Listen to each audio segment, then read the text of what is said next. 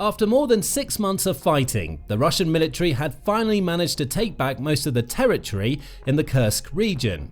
From that point, the strategy seemed to be to consolidate the troops that took part in the Kursk counter-offensive battalions closer to the Donbass front in the east, all in an effort to launch a more decisive campaign designed to spread Ukraine's defenses thin.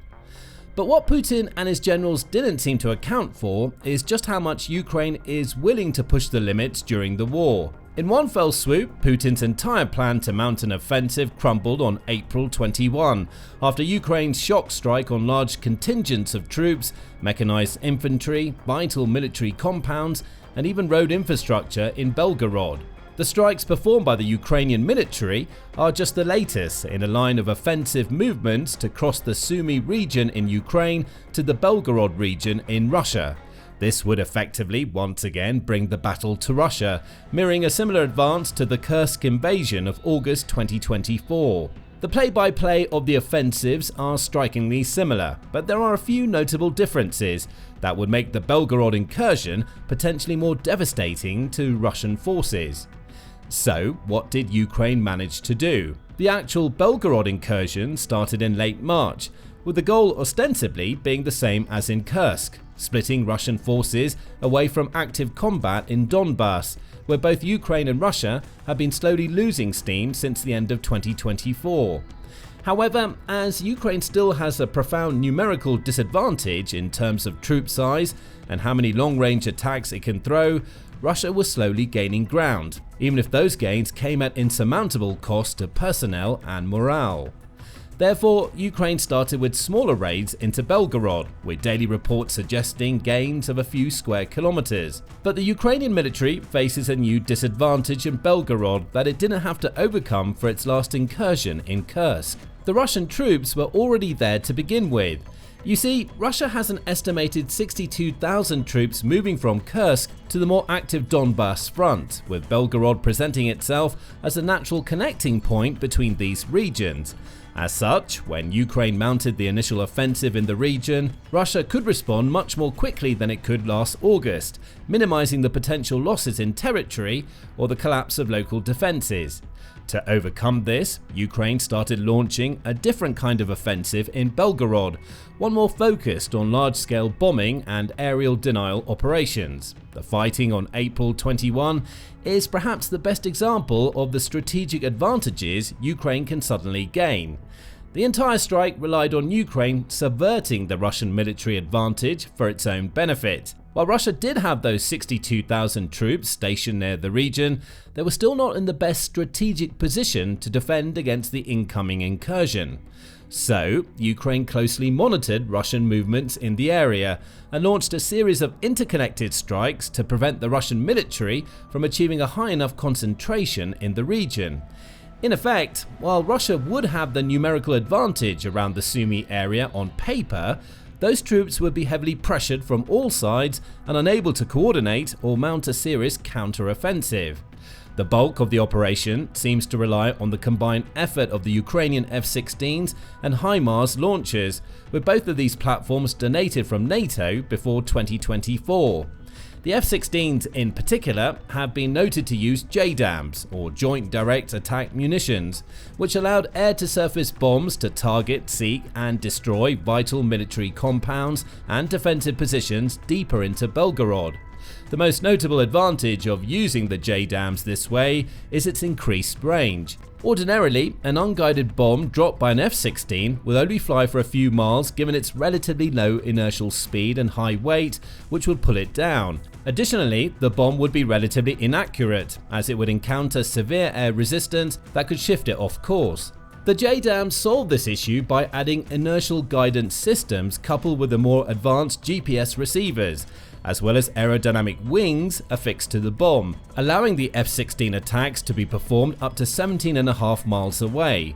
Furthermore, the Ukrainian Air Force received not only the basic version of the JDAM, but also the ER or extended range version pioneered by Boeing in 2009. The JDAM-ER has a standoff range of around 45 miles, more than double that of the initial JDAM, since the donation packages for Ukraine haven't listed the precise amounts or distributions between the JDAM and JDAM-ER systems. It's difficult to ascertain which of the versions has been used in the April 21 attacks in Belgorod. Regardless, geotag footage of the aftermath has shown just how effective F-16s can be in modern warfare. JDAM successfully destroyed houses and border posts alongside the Ukrainian-Russia border, which were used as makeshift ammo stockpiles and hiding spots for the Russian troops before the bulk of their counter-offensive could begin. Another round of video footage, this time from deeper in Russia's territory, showed JDAMs hitting convoys of trucks that were transporting fresh recruits and ammunition to the newly opened front in Belgorod. It's presumed that Ukraine is using roughly 2 to 4 air-to-surface bombs, equipped with any kind of JDAM per entrenched or fortified target. The goal here is to not only cause maximum damage and inflict casualties to the Russian military, but to introduce uncertainty into the equation and force Russia to improvise and adapt to the changing number and frequency of attacks. This stems from previous observations of Russian military doctrine being tightly bound to pre-planned army movement, which would severely limit its range of responses that might require it to deviate from predetermined courses of action. The Ukrainian military, using its fleet of F-16s this way, is only a part of its effort to curb the Russian advance in the region. The fact that the F-16s can fly so close to the Russia-Ukraine border implies two major victories for Ukraine in the area. First, both countries have incredibly entrenched anti-air defenses, stemming from long-lasting military improvements in defensive equipment such as the S-300 and S-400 batteries on the Russian side and the NATO-donated interceptor equipment on Ukraine's side.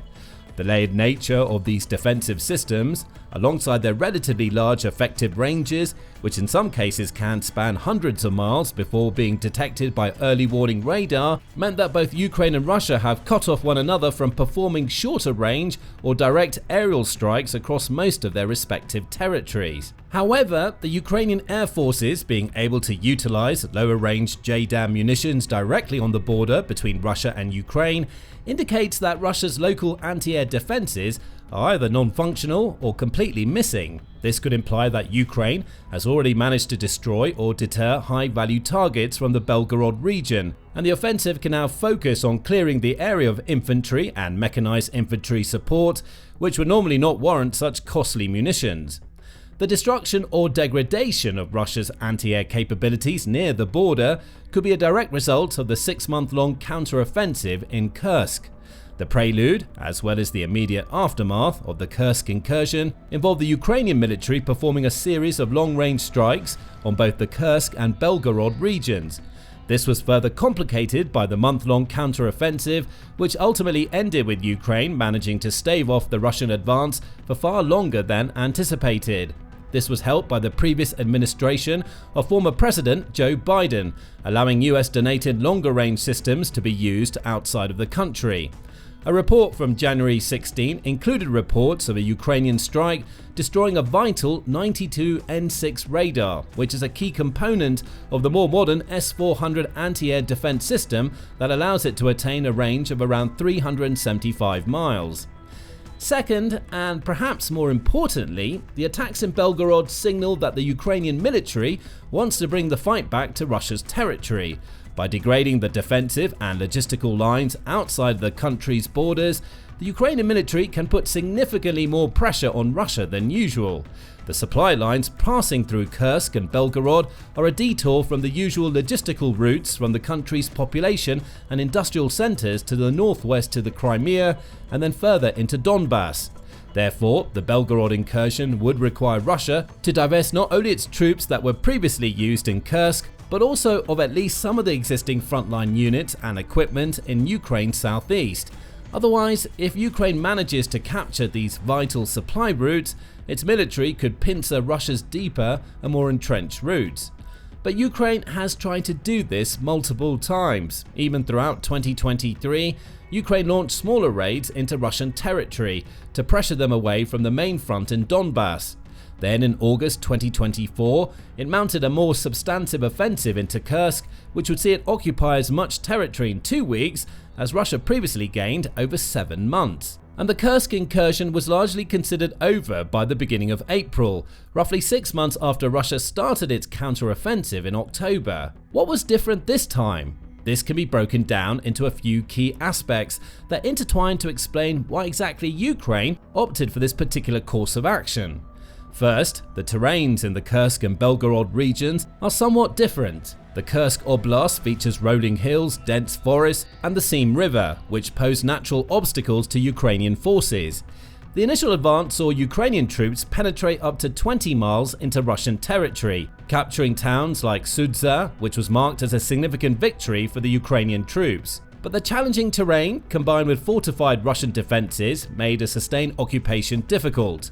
The same hills and forests that prevented Russia from reinforcing the area made Ukrainian logistics difficult as well, slowing down the advance deeper into Russia or cutting the invasion forces off from the Ukrainian mainland. By contrast, Belgorod's flatter landscape and open fields allow for more maneuverability. Ukrainian forces initially advanced only a few miles into Belgorod, engaging in battles near settlements such as Popovka and Demidovka. The less rugged terrain facilitated rapid movement and tactical flexibility. Furthermore, the territory on the Ukrainian side of the border matters. The supply lines from Sumy to Sudza, and therefore Kursk, go around forests using flat farmland, plains, and an existing larger road. This meant that any Ukrainian reinforcements could be pressured by Russian forces around the Kursk region, and any strategic retreats from Kursk will be done over open fields. By contrast, the supply lines from Sumy to Belgorod go through heavily forested areas on Ukraine's side. The forests severely diminish Russian long-range detection capabilities through radar, satellite, and even more traditional drone operations. As such, Ukraine can afford to field more of its troops and vital equipment here closer to Russia than in Kursk, something that was pivotal in the April 21 attacks on Russian positions. Then there's the extent of logistics and supplies that both areas dictate. The Kursk invasion was forced down a singular large road between Sumy and Sudza, which made pincer attacks much more difficult and dictated the Ukrainian troops to go further inland. The road itself was a prime target for Russian intervention, making a sustained defense by the Ukrainian occupation forces largely dependent on anti-air defense systems. They would need to intercept long-range strikes targeting the logistics of the operation rather than the fortified positions themselves. Furthermore, any offensive action by longer-range equipment, such as artillery of HIMARS, would need to be conducted over similarly open terrain, allowing Russia to counter with their own longer-range glide bombs, which have quickly become one of its military's key methods of pressuring Ukrainian positions. The Belgorod region, at least the parts that are currently being invaded by Ukraine, connected both to Ukraine and to the rest of Russia through a series of smaller interconnected roads. Coupled with more beneficial terrain for forward movement, it allowed Ukraine to set up its supply lines and vital long-range artillery, such as HIMARS, closer to the front line to strike deeper into Russia's own territory. At the same time, the interconnectedness between Belgorod and the rest of Russia relies either on open roads or bridges near the towns of Grafovka and Demidovka. With the bridges bombed either during or immediately before the current Belgorod incursions, Russian convoys supplying the area with troops and ammunition were practically easy pickings for Ukrainian airplanes and artillery, as evidenced by the scale and successes of the April 21 strikes. Additionally, it's also highly likely that Ukraine leveraged what it had learned from the surprisingly effective Kursk invasion and applied it in Belgorod. The military could utilize a longer supply line that had more defensive capabilities, but also take advantage of the local lack of Russian reinforcements and trained personnel, a situation it encountered in Kursk. This stems from the severe lack of manpower that Russia is faced with, especially in terms of contract soldiers who receive better supplies, training, and even possibly more experienced officers to command them. Due to the largely segregated training structure, where each Russian unit is responsible for its own training or lack thereof, Russian troops inside Russia are typically conscripts, as they're generally not considered good enough to operate as forward units on the Donbass front line. Compare this to the more trained and experienced troops that were actually being redeployed from Kursk to Belgorod when the strikes happened. These troops were only in Kursk as part of a lengthy counter-offensive, and only because Russia couldn't deal with the repeated failures in trying to recapture a small piece of its territory. As such, when Ukraine initially attacked, they were met with little resistance, and every subsequent attack was pushing further into Russia's territory, killing off more and more valuable soldiers and stripping away Russia's military by damaging its command structure through officers. But somewhat more importantly, the renewed attempts to invade Russia showcase that Ukraine still has the strategy and the capacity to put Russia on the back foot. This is actually one of the few similarities between Kursk and Belgorod. When Ukraine launched the invasion in Kursk, it did so with little to no capability of sustaining a long-range offensive through aerial strikes. The F-16 fleet, that was seen as vital in Belgorod, only took flight in August and was immediately used to reinforce the Donbass front line rather than conduct offensive strikes. Ukraine was also prohibited from using NATO-donated long-range missiles such as HIMARS in the Russian territory.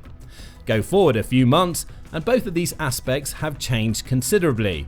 Ukraine has received more fighter airplanes, including the pledge F-16s coming from the Netherlands, Norway, Denmark, Belgium and Greece, with estimates that this fleet of aircraft should triple from its August 2024 numbers. Furthermore, France has donated between 6 and 12 Mirage 2005F aircraft, which are more suited to air superiority and ground attack operations in contested areas due to a highly increased range over the F-16s.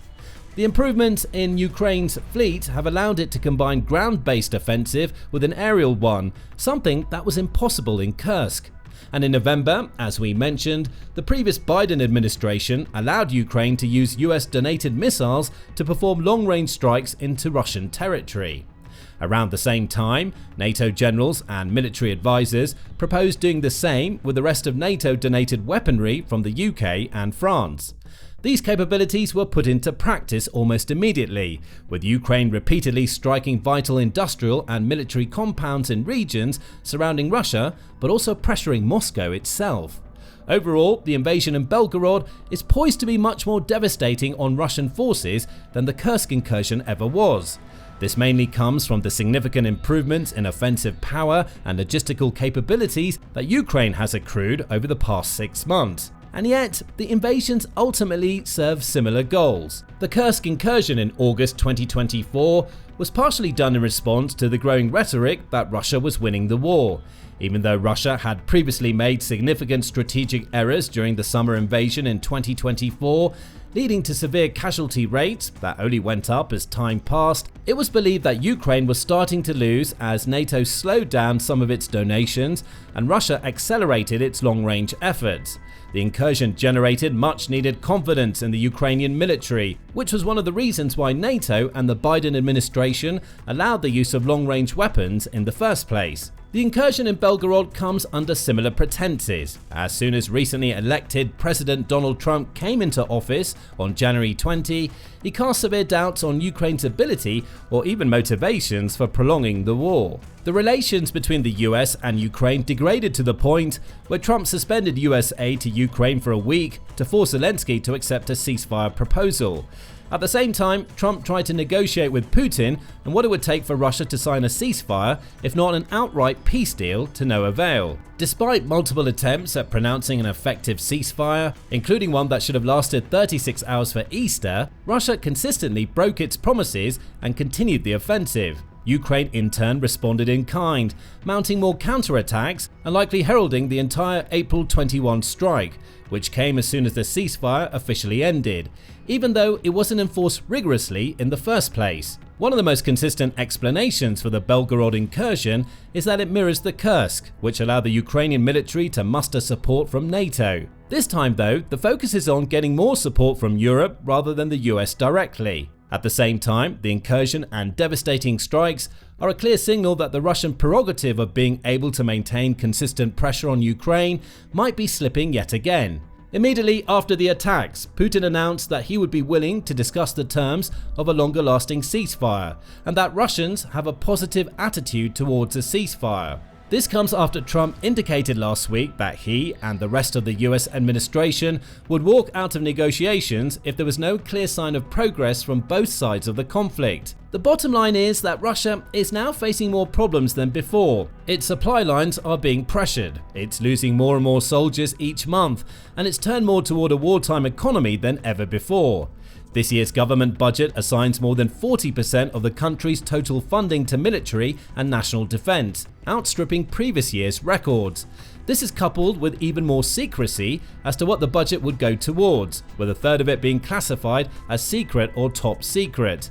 It's clear that the Kremlin is facing significant difficulties in propping up its propaganda about the war's actual progress to its citizens. This shouldn't come as a surprise really. Russia's oil and gas exports are finally being pressured for using illegal shadow fleets to bypass Western sanctions, with tankers showing wear and tear and engine failures that allow them to be confiscated by Western powers. The country's demographics have also shown a dangerous deficit in the available workforce amid increased conscription rates and close to 1 million people leaving the country to avoid said conscription in 2022. As such, the increased pressure on the front line is yet another attempt by the Ukrainian military to strengthen its negotiating position. This is doubly important when the man responsible for brokering them is Trump, who seems to only want to follow power and clear declarations of it, regardless of what the actual source of it is. But what do you think? How will the incursion in Belgorod unfold, especially compared to the one in Kursk? Let us know in the comments below, and thanks for watching. And don't forget to subscribe to The Military Show for more up-to-date news and information about conflicts in Ukraine, the Middle East, and around the world.